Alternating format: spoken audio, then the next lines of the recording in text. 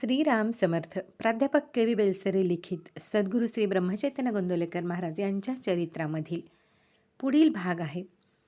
पोराला गती उत्तम लाभली. वासुदेवराव फडके यांचा शिवाजी नावाचा 1.5-2 वर्षाचा मुलगा होता. तो गोरापान व मोठा सुरेख असल्याने सर्वांना आवडे. गोंदवल्यास ते आले तेव्हा श्री महाराजांनी त्यांना सामान ठेवण्यास एक खोली दिली. दुसऱ्या दिवशी 8-10 कानडी मंडळी आल्याने श्री महाराजांनी फडक्यांना ती खोली त्या मंडळीस देण्यास सांगितली. फडक्यांनी तसे केले नाही. ही सकाळी 10 वाजण्याची गोष्ट. दुपारी 3 वाजता त्यांच्यापैकी एक कानडी मनुष्य मंदिरामध्ये बसला होता. सामान कोठे ठेवले असे श्री महाराजांनी त्यांना विचारले असता त्याने कानडीमध्ये काहीतरी सांगितले. तेव्हा श्री महाराजांनी फडक्यांना जागेबद्दल पुन्हा निरोप पाठवला. पण ते खोलीत नसल्याने त्यांना तो मिळाला नाही. संध्याकाळी 6च्या सुमारास मुलाच्या आईने त्याला पाजून खोलीमध्ये निजवले आणि अंगावर एक धोतर पांघरून घातले. अर्ध्या तासाने अंधार पडल्यावर एक मोठी इंगळी त्याला चावली. एक किंकाळी फोडून त्याने लगेच प्राण सोडला.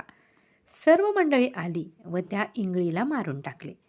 श्री महाराजांच्या कानावर बातमी जाता अरे रे बरं रामाची इच्छा असे बोलून मुलाला गरम शेक देण्यास सांगितले. बाटल्यांमध्ये गरम पाणी घालून बायका 3-4 तास प्रेताला शेकीत बसल्या. रात्री 10 वाजून गेल्यावर श्री महाराजांनी मुलाला मंदिरात आणवले. रामासमोर मांडीवर घेतले आणि रामाचे तीर्थ घेऊन म्हणाले, शिवाजी बाळ आ कर. तेव्हा त्या पोराने डोळे उघडून आ केला. तोंडात पळीभर तीर्थ पडल्यावर त्याने पुन्हा तोंड मिटले व डोळे झाकले. त्याच्या कपाळाला भस्म लावून श्री महाराज म्हणाले, पोराला फार उत्तम गती लाभली. योगी लोक ज्या गतीला जातात त्या गतीला तो गेला. पुढे आहे, गायीमध्ये थोडी मानवी भावना आहे. कृष्णराव भिकवडीकर नावाचा एक अधिकारी श्री महाराजांचा शिष्य होता. गोंदवल्यास गायींची संख्या फार वाढलेली पाहून कृष्णराव महाराजांना म्हणाला, महाराज यापैकी 3-4 गायी पाळायला मी घेऊन जाऊ का? चारा विरा मला फुकट मिळतो. यावर श्री महाराज म्हणाले, असे करण्याची काही जरूर नाही. येथे सर्वांच्या बरोबर राम त्यांनाही खायला घालतो हे तुम्ही पाहताच. तरी कृष्णरावाने आग्रह धरून 4 गायी आपल्या घरी नेल्या. प्रथम काही दिवस त्याने गायींची व्यवस्था चांगली केली, पण पुढे तो त्यांच्याकडे दुर्लक्ष करू लागला. शेवटी इतका प्रसंग आला की 2-2, 3-3 दिवस गायींना चारा किंवा पाणी देखील मिळेना. त्या अगदी मरायला टेकल्या. इकडे गोंदवल्या श्री महाराजांना दृष्टांत झाला. त्या 4ही गायी त्यांच्यासमोर आल्या आणि डोळ्यात पाणी आणून विनवू लागल्या की अन्न पाण्या वाचून आम्ही इथे मरत आहोत. आम्हाला गोंदवल्यास घेऊन जा. आपल्याजवळ मरण आलेले पत्करले, पण इथे हे असले जगणे नको. श्री महाराज लगेच उठले व निळकंठ बाबाला हाक मारून ओरडले, अरे निळकंठा, हा असाच आत्ताच्या आत्ता त्या कृष्णरावाकडे जा आणि आपल्या गायी परत घेऊन ये. गायी गोंदवल्यास येईपर्यंत श्री महाराज जेवले नाहीत किंवा पाणी देखील प्याले नाहीत. निळकंठ बाबाबरोबर गायींना पाजण्यासाठी रामाचे तीर्थ पाठवले होते. चालण्याची शक्ती गायींच्या अंगी नसल्याने गोंदवल्यास येण्यास त्यांना उशीर झाला. गायी परत आल्याबरोबर पोटच्या प्रेमाच्या मुली परत आल्या इतका आनंद श्री महाराजांना झाला. त्या मुक्या प्राण्यांच्या डोळ्यातून अश्रू वाहू लागले. माणसांबरोबर बोलावे तसे श्री महाराज त्यांच्याशी बोलू लागले. बोलणे चालू असतानाच त्यापैकी एक गाय रामाच्या समोर आली व हंबरडा फोडून खाली पडली.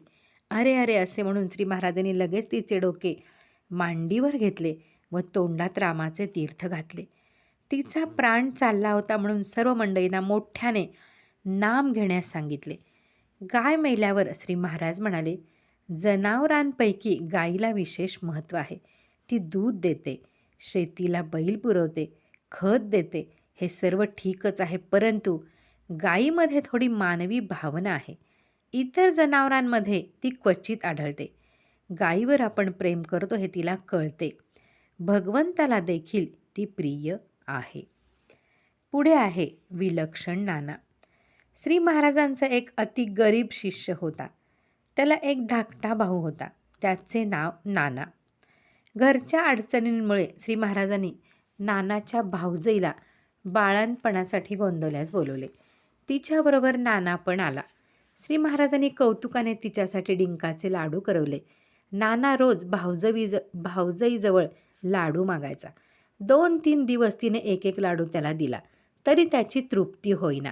4थ्या दिवशी नाना पुन्हा लाडू मागला, तेव्हा तिने देण्याचे नाकारले.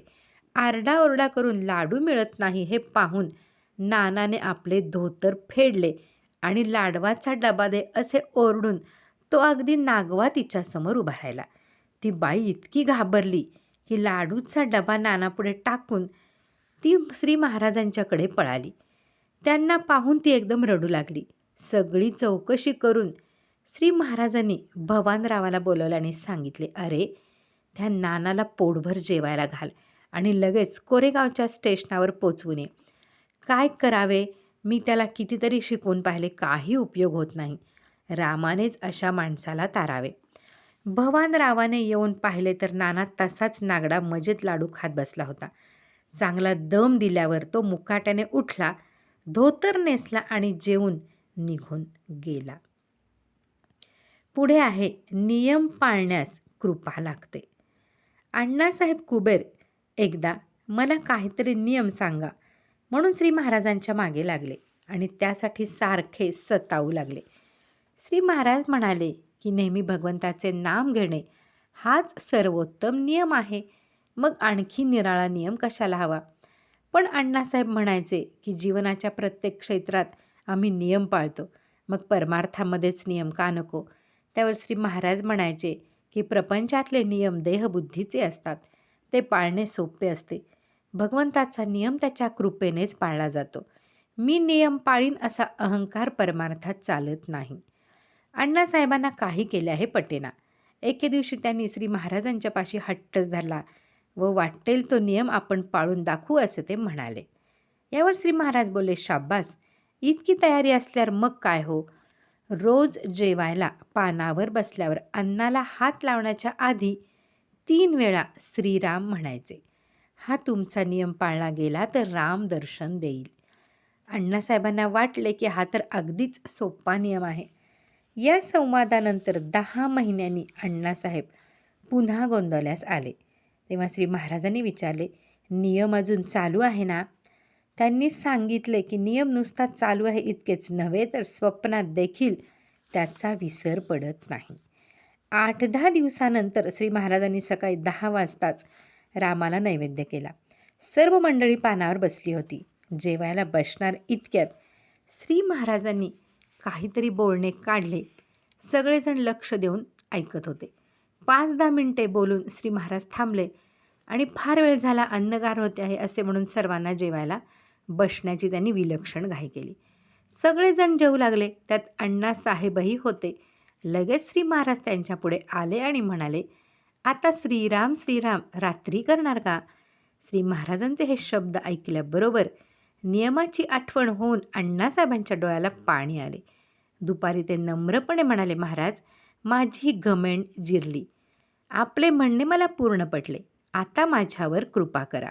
तेव्हा श्री महाराज म्हणाले, देहबुद्धीचे प्रापंचिक नियम आपल्या निश्चयाच्या जोरावर पाळता येतात, परंतु भगवंताचा नियम पाळायला आपल्या निश्चयाबरोबर त्याच्या कृपेची जोड लागते. शिवाय ज्या अर्थाने प्रापंचिक नियम अंगवळणी पडतो, त्या अर्थाने भगवंताचा नियम अंगवळणी पडू नये. त्या नियमाच्या आचरणात नित्य नवे प्रेम आणि जिवंतपणा असावा. भगवंताच्या नियमाचे पालन जितके जास्त घडेल तितकी त्याच्या अस्तित्वाची जाणीव वाढत जाणे जरूर आहे. म्हणून तो पाळताना त्याच्या कृपेची याचना मनापासून करावी. तेथे मीपणाचे वारे नसावे. त्याचे नाम घ्यावे म्हणजे तो कृपा करतो. तसे केल्या वाचून त्याला गत्यंतर उरत नाही. चरित्रामधील पुढील भाग आहे पुन्हा काशी यात्रा, सन 1905 ते 1907. ते आपण पुढे पाहूयात. श्रीराम जय राम जय जय राम.